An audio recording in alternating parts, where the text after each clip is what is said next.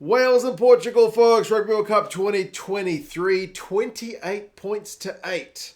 Closer than I expected. Quite a few bizarre things about this match. We'll go through some key events and stats.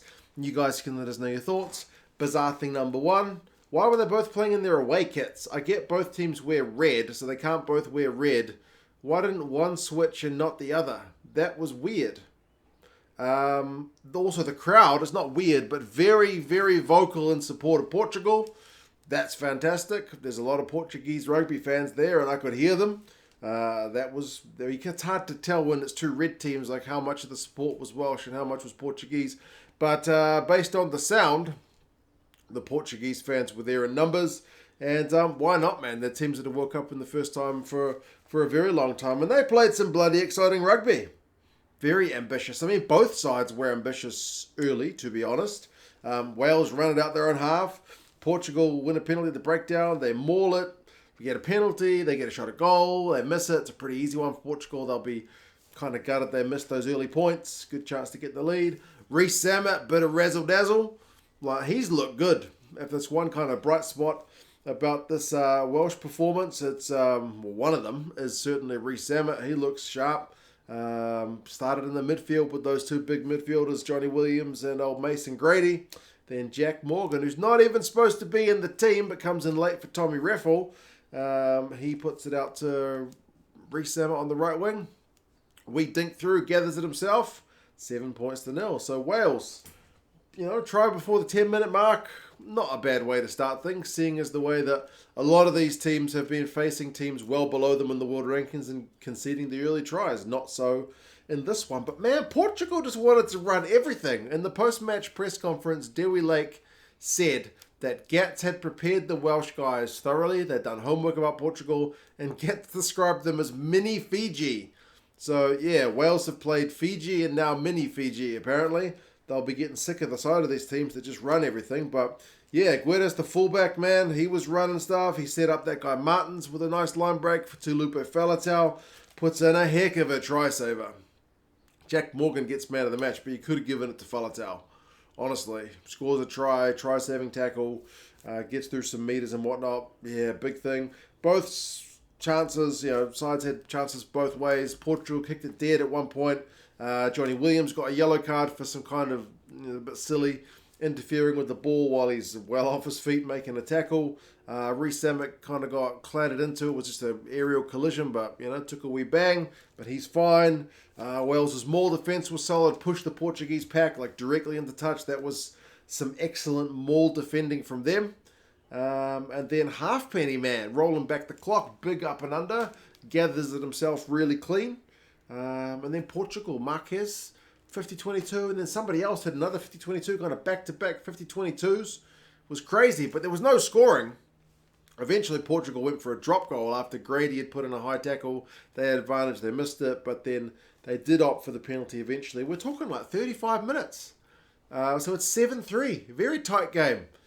I wasn't expecting that. I put Leigh Halfpenny in my fantasy team because I thought he'd be knocking over conversions for fun. Didn't happen that way.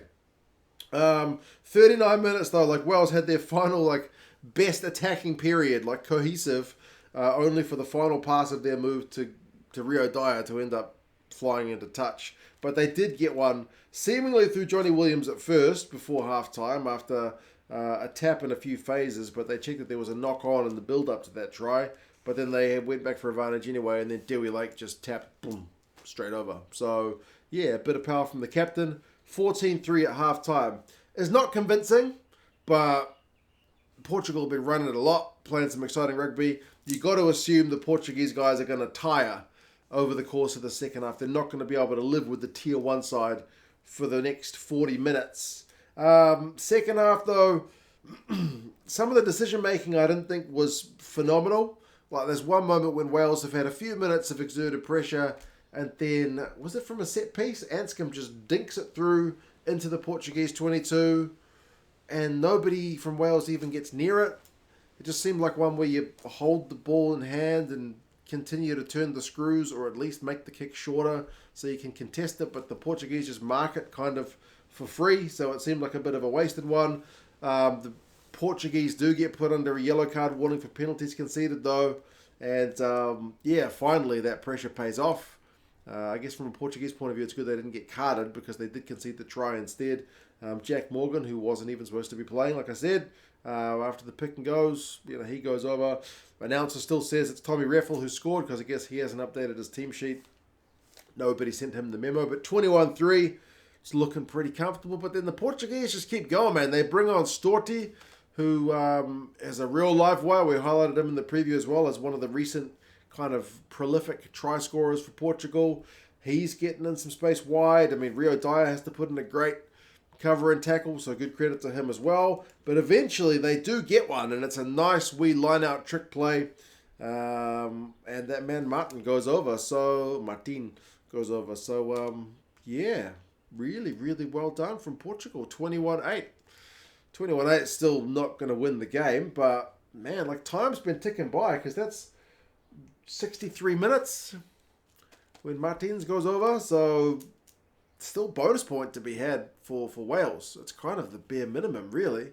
But they make hard work of it. They take a while. It looks like they've got it on 73 minutes when a bit more of that Rees-Zammit magic. He cuts through the midfield and then pops the ball to Gareth Davies, who's running a great support line.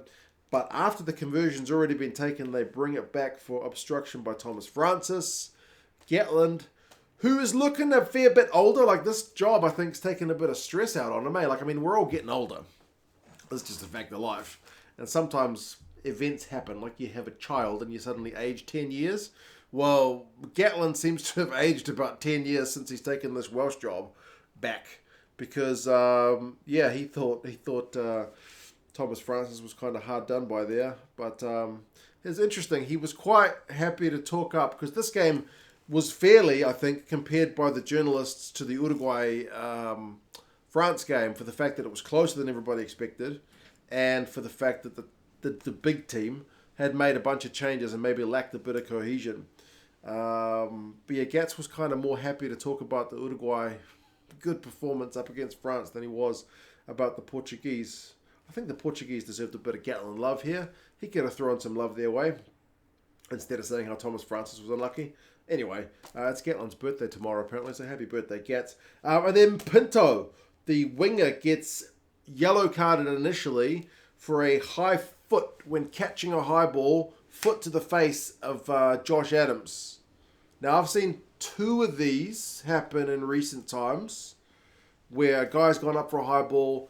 Usually they stick the foot out for balance rather than a kick to the face, but it can happen. I mean, Ben Smith and the All Blacks never got carded for it, but he always used to stick his foot up.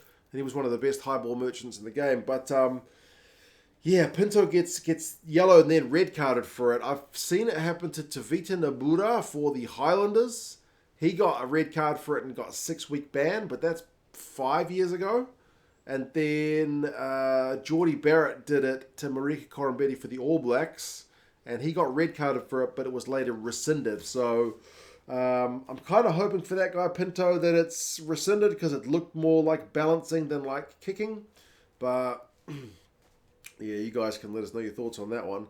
That still leaves Wales with a bit of time to chase down that bonus point. Can they get it?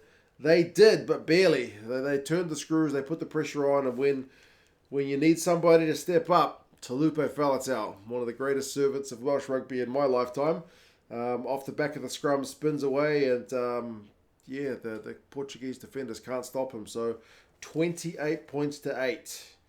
Wales. Unconvincing, but a heap of changes. Portugal was their first game. They threw the kitchen sink at it. They had a huge crowd support. They were good value. Very good value, Portugal. So I'd rather give... There's a fair bit of smack being talked about Wales after this one, but I think we do need to give a bit of love to the Portuguese for putting in a really good shift, man. Run meters 636 to 373. Wales' favour. Possession 57-43 to Wales. Territory 50-50. Turnovers conceded though, man. 19 by Wales. Too many. And that was evident. Clean breaks 6-5 to Portugal. Shows how dangerous they can be. Defenders beaten 27-14 to Wales. Line out also, along with the turnovers conceded, 9 from 13 for Wales. Needs work. You can't be doing that against Australia in the next game, whereas Portugal was 12 from 13. Individuals, Faletau, man, 47 metres, clean break, 4 defenders beaten, at least 1 try-saving tackle, scores the bonus point winning try of the game. Doesn't get man of the match, but what do I know? Rees-Zammit, 88 metres, clean break, 2 defenders beaten. Dewi, 11 from 11 tackles. Jack Morgan, man of the match, not even supposed to be playing. Pretty good shift from him. Guedes, the fullback, 78 metres, clean break, 2 defenders beaten. They keep calling him something, they keep saying his name different in the commentary, but I don't know any Portuguese pronunciation, so forgive me if that's wrong. This guy, Martins, man, 18 from 18 tackles.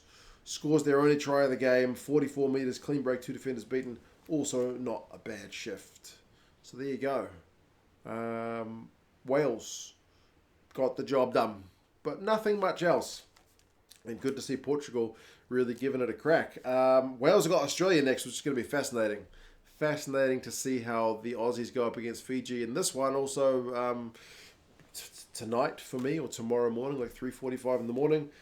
Wales and Gatland will be basically hoping those sides just knock the hell out of each other.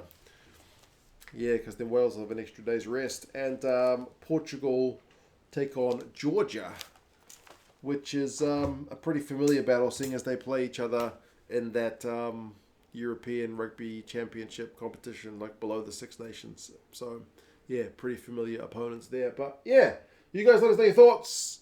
Red card, fair or not. Bonus point, good enough, but not much more. What do you reckon? And, yeah, I'll talk to you guys again soon.